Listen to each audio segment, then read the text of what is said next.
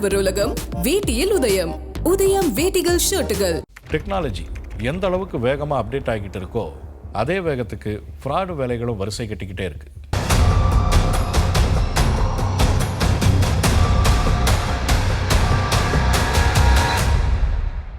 Artificial intelligence காலத்தில் 420 கேஸ்களும் நவீனமாக மாறிக்கிட்டு வருது.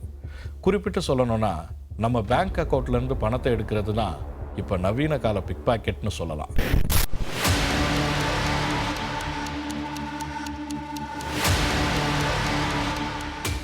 உலகம் முழுக்கவே கொஞ்சம் வருஷத்துக்கு முன்னாடி வரைக்கும் எல்லார் கையிலையும் பணம் இருந்துச்சு. அதே நேரம் பிக் பாக்கெட் பேர் வழிகளால் பணத்தை தைரியமாக எடுத்துகிட்டு போகிறதுல சிக்கலும் இருந்துச்சு.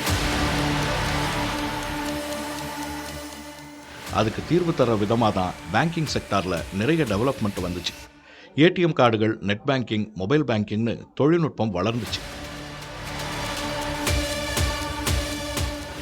இப்போது ரூபாய் நோட்டுகளே தேவைப்படாத அளவுக்கு யூபிஐ டிரான்சாக்ஷன் உலகத்தை ஆளுது. கையில் பணத்தை எடுத்துகிட்டு போக வேண்டிய அவசியம் இல்லை.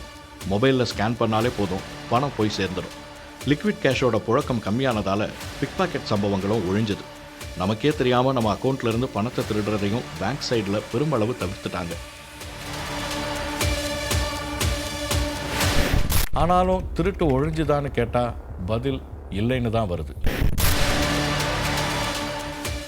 சென்னையில் வசிக்கிற ஒருத்தருக்கு போன 24ஆம் தேதி வாட்ஸ்அப்பில் ஒரு கால் வந்துச்சு.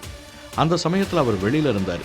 வாட்ஸ்அப் காலில் பேசினவங்க அவரோட பொண்ணை அரெஸ்ட் பண்ணியிருக்கிறதா சொல்லி அதிர வச்சாங்க. காரணத்தை கேட்டப்போ ஆன்லைன் பணப்பரிவர்த்தனையில் மோசடி செஞ்ச குற்றத்துக்காக அவரோட மகளையும் மேற்கொண்டு 4 பேரையும் அரெஸ்ட் பண்ணியிருக்கிறதா சொன்னாங்க. இதை கேட்டதும் அப்படியே ஷாக் ஆனவருக்கு கை கால்கள் எல்லாம் உதற ஆரம்பிச்சது.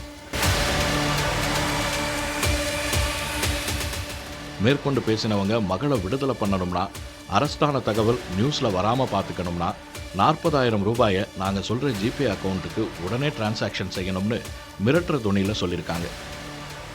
பதட்டத்தில் பேச்சு வராமல் தவிச்சவர் இப்போதைக்கு 5,000 ரூபாய் தான் இருக்குன்னு சொல்லியிருக்காரு. அதை உடனே அனுப்ப சொல்லிட்டு எதிர்மனையில் இருந்த வாட்ஸ்அப் கால் கட் ஆயிடுச்சு. ஃபோன் வந்தப்போ தன்னோட மகள் அழுகிற சத்தமும் பின்னணியில் கேட்டதால் அவருக்கு என்ன செய்யறதுன்னே தெரியல. அந்த ஃபோனில் பொண்ணை டார்ச்சர் பண்ணும்போது எப்படி அழுவாங்களோ அப்படியே இருக்குது அந்த வாய்ஸு. ஸோ ரியலாக பொண்ணு கதறாங்க, ஐயோ ஐயோன்ற அந்த ஒரு இது கேரியர் போச்சு அப்படின்ற ஏதோ ஒரு ஆங்ஸைட்டியில் அவங்க கதறது அப்படியே ரியலாகவே இருந்தது. எனக்கும் அந்த நேரத்தில் ஒன்றும் புரியல. ஏன் அப்படின்னா அப்போ தான் எங்களுக்கு கேம்பஸ் இன்டர்வியூ செலக்ட் ஆகி இப்போ ஃபைனல் இயர் படிச்சுட்டு இருக்காங்க அவங்க இன்ஜினியரிங்கு. ஸோ இந்த பிளேஸ்மெண்ட்டு இந்த ஆப்ரேஷன்ஸ் எல்லாம் போயிட்டு இருக்கிற நேரத்தில் இந்த மாதிரி ஒரு கேரியர் பாதிக்கிற மாதிரி ஒரு விஷயம் நடக்குது அப்படின்னு சொல்லும்போது டோட்டலாக அப்செட்டு. ஒரு 15 நிமிஷம் அவங்க பண்ண அந்த டார்ச்சரில் எனக்கு என்ன நடக்குதுன்னு புரிஞ்சுக்கிறதுக்கே, நான் ரியலைஸ் பண்ணுறதுக்கே எனக்கு மோர் தென் 10 மினிட்ஸ் ஆச்சு. சரின்னு ஜிபே மூலமாக 5,000 ரூபாயை டிரான்சாக்ஷன் பண்ண முடிவு செஞ்சார். அமௌண்ட்டை என்டர் பண்ணிவிட்டு பதற்றத்தில் டிரான்சாக்ஷன் பாஸ்வேர்டை தப்பாக போட பணம் போகலை. அப்போ தான் அவருக்கு லேசாக பொறி தட்டுச்சு. உடனே தன்னோட ஃப்ரெண்டுக்கு ஃபோனை போட்டு வீட்டில் தன்னோட மகள் இருக்காளான்னு பார்க்க சொன்னார்.